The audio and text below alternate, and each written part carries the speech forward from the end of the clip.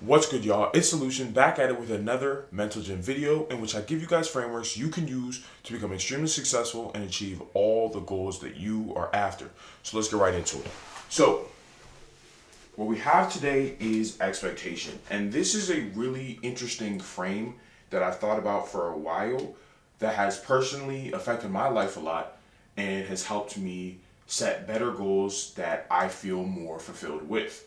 So essentially what expectation is, as I've defined it in the context of achieving goals, is a strong belief you will achieve your goals. You see, when we set goals, we have to believe them first.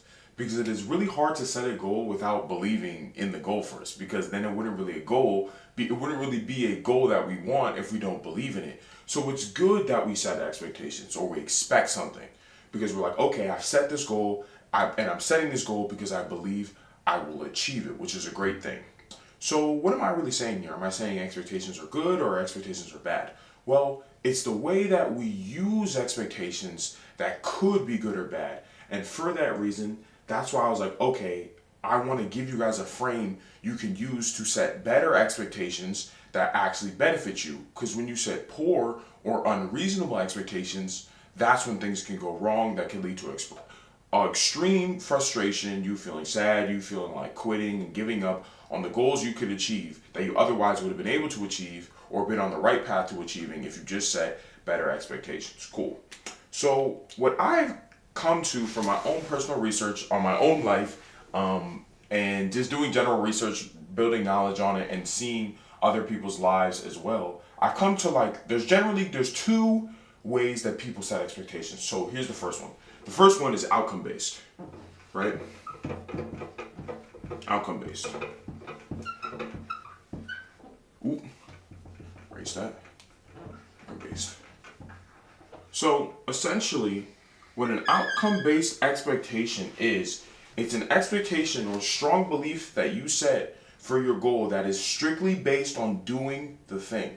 And here's the example I use today. Let's say you're a basketball player in high school and your goal is to win a state championship. That is an outcome based expectation. So, win championship, win a state champ. So that is your outcome. You want to win a state championship, and you will not be satisfied unless you win this, which is completely okay. But I want to talk to you before I get into the next part or the next example of an expectation of why outcome based expectations are the detrimental one. So, the problem with an outcome based expectation, and when you say I want to win a state championship, is it puts an unnecessary burden on yourself. Because when you think about it, and you're already thinking about it right now probably, when you say your goal is to win a state championship, there's a lot of stuff that has to go into that. That is beyond just you, your teammates, your coaches, all these other situations, refs, whatever. There's so many things that have to go into winning a state championship for you to meet this expectation. And because of that, and that's where I mentioned earlier about unreasonable, it's unreasonable to have this as your expectations, as your expectation. Why? Because you can't control it. You don't have enough control over whether your basketball team is going to be good enough to win a state championship. So if you set this as your expectation, you're going to set yourself up for an extreme amount of frustration potentially that can cause you to quit the sport altogether. Let me give you an example. Let's say you, from the start of the season, you start training, you start working hard with your team and whatever, and then you guys get to this state final. You're in the state final. It's the last seconds of the game. You need to hit a three in order to win the game. And then you, the point guard, you pass it out to your shooting guard. Your shooting guard shoots it and airballs. Boom. The game's over now. There's nothing you guys can do. It's over. Right? You guys lose the state championship. And obviously for you, you get extremely frustrated. Extremely frustrated, which makes sense. Why? Because your expectation. Expectations are extremely powerful because expectations is a strong belief. When you believe so hard in something happening, that you believe something will happen and it doesn't, why wouldn't you feel extremely frustrated?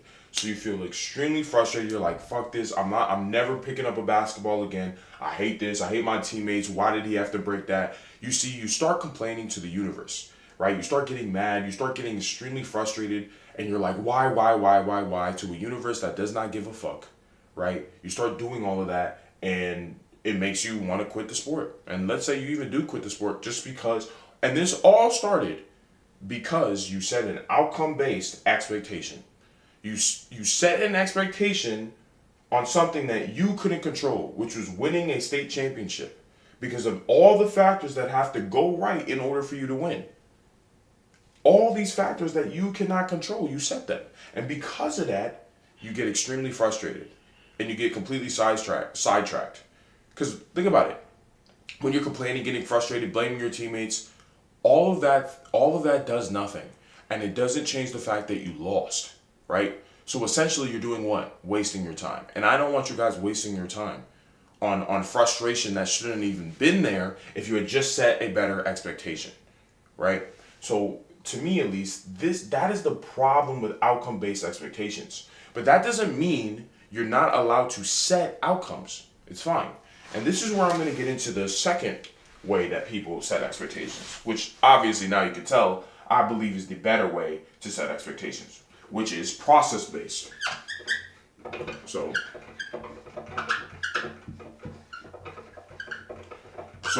then we have process-based expectations. So basically, a process-based expectation deals mainly in what you can control, right?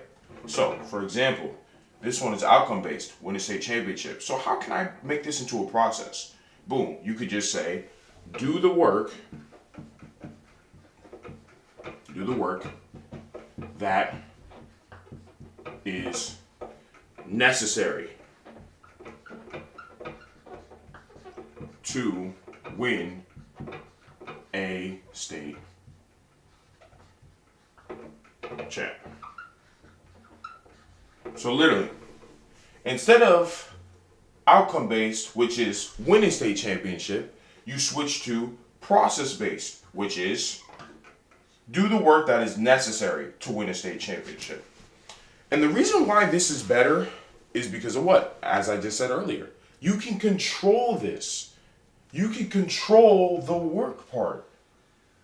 And because of that, the only person you will have to blame, and not even that, actually, that's even later. It's not even the only person you have to blame. When you set your expectation like this, instead of, I want to win a state championship, that's it, I won't be happy unless I do that. Now, when you set it as, do the work that is necessary to win a state championship, now you put things in your control.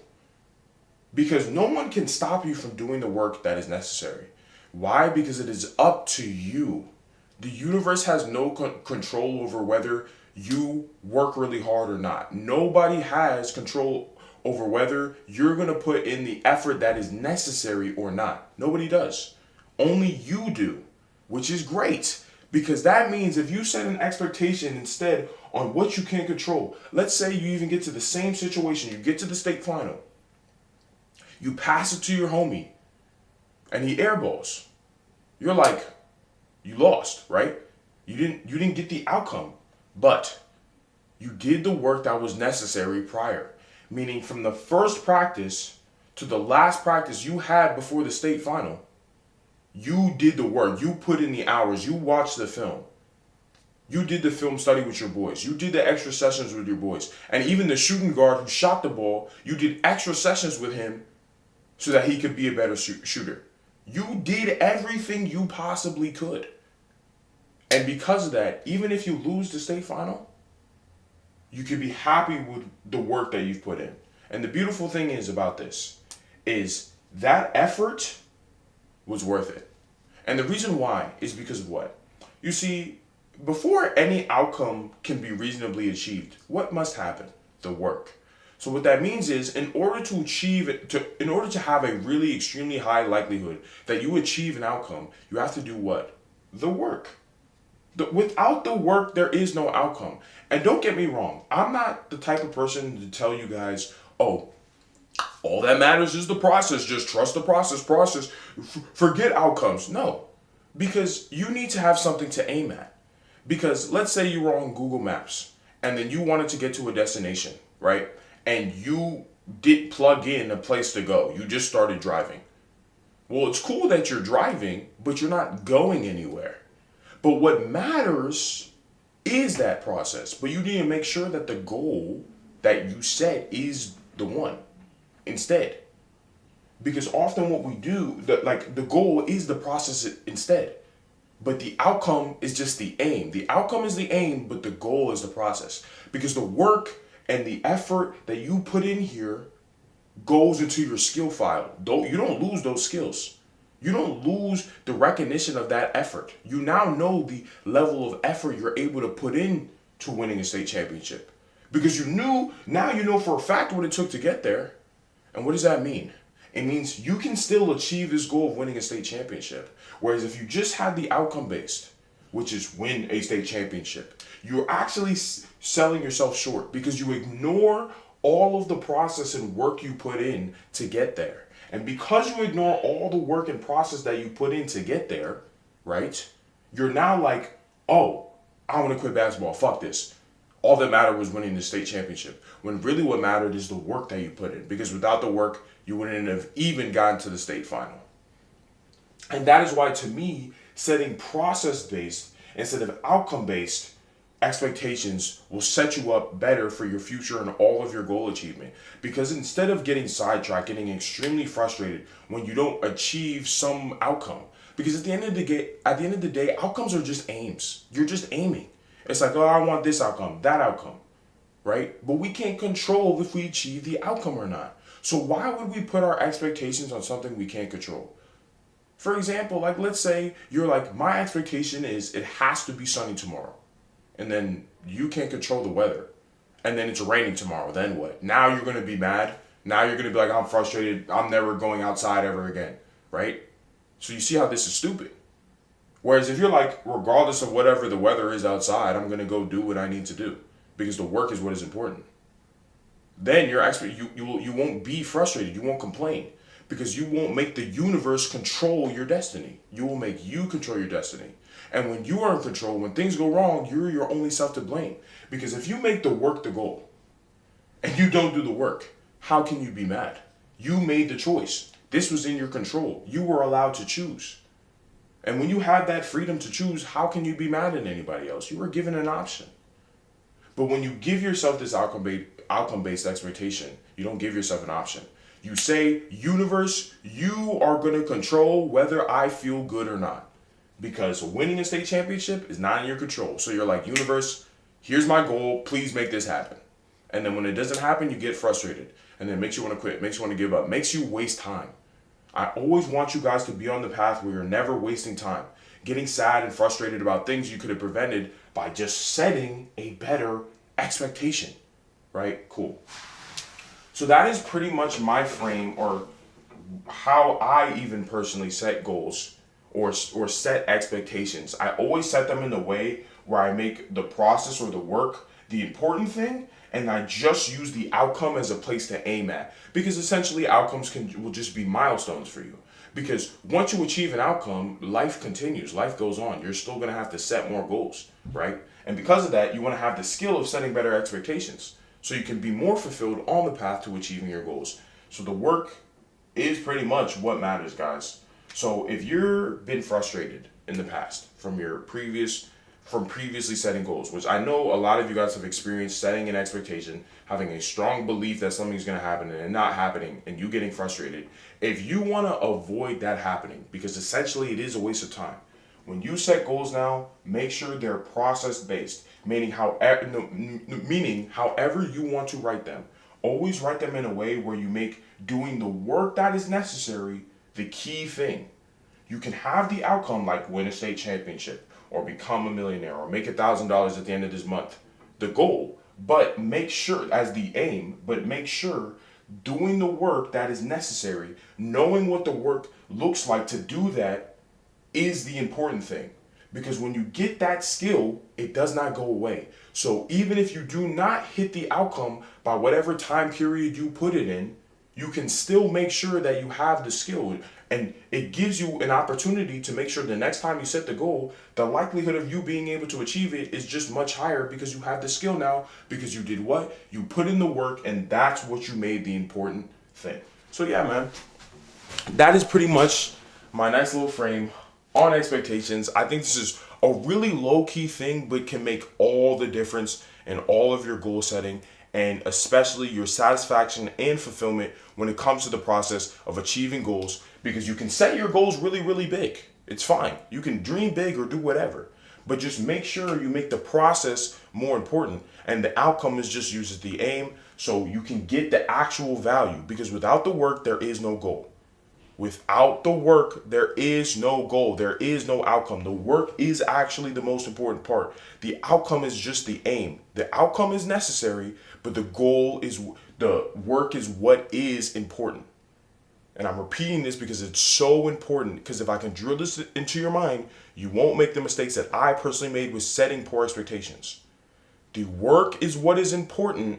The outcome is necessary, but the work is what is important. The work is where the real value comes from when it comes to achieving goals. So yeah, man. So please give me feedback on that. Was that easy to understand? Complicated? Do you think this could work for you? Will it not work for you? Will you try it out? Will you not? Just give feedback. Drop it down below in the comments. Helps me become a better YouTuber and explain these frameworks into your mind, so you can increase the likelihood that you're able to achieve all the goals that you are after. And please, please, please like the video. It boosts it in the algorithm. More guys can see this and make sure they're on the right path to achieving all their goals and being fulfilled and satisfied. So with that being said, I will catch you guys in the next Mental Gym video. Peace.